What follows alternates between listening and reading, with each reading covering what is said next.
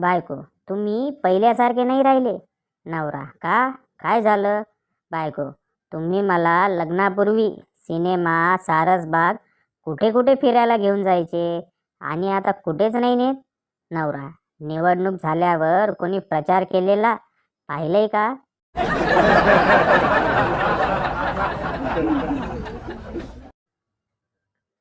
काल माझ्या गर्लफ्रेंडने मला नकार दिला.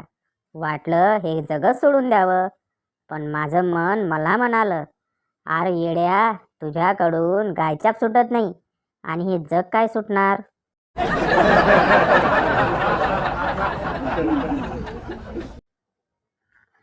संता पैराशूट बेच रहा था।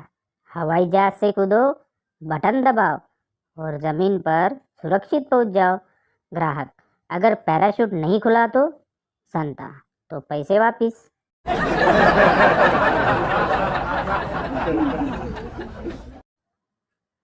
रिक्षावाला, 50 रुपये झालेत. बंड्या, हे घे 25 रुपये.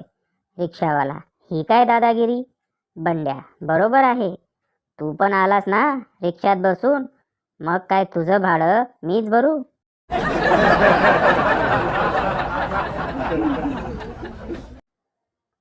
मित्राच्या तब्येतीची विचारपूस करण्यासाठी गेलेल्या 2 मित्रांचा 2 तासांपासून हॉस्पिटलमधून पाय निघत नव्हता.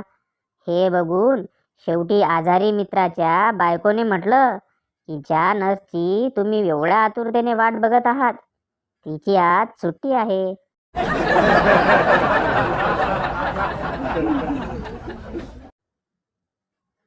काट्याने काटा निघतो हे ऐकून मला वाटलं सर्दी जावी म्हणून मी आईस्क्रीम खाल्ली.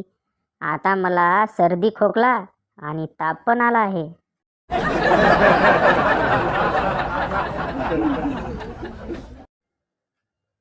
मित्राला पैसे उधार देऊन बघा. देताना मोठेपणा वाटतो, पण वसूल करायला जाल तेव्हा फाटेल खूप.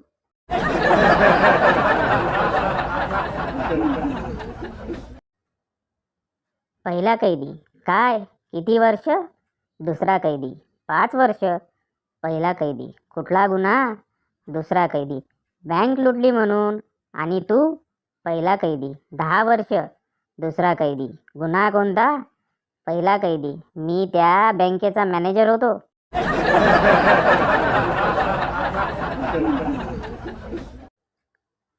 चिंगी, मी तुझ्या घराला स्वर्ग बनवेल.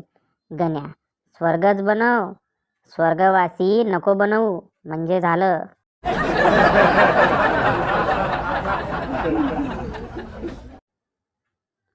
एका अंधाऱ्या रात्री एक जोडपं बगीच्यात प्रेम करत असतं. मुलगा, अगं टॉर्च असता अजून मजा आली असती. मुलगी, हो मला पण, कारण मागच्या 15 मिनिटांपासून तू गवतच चाटत आहेस.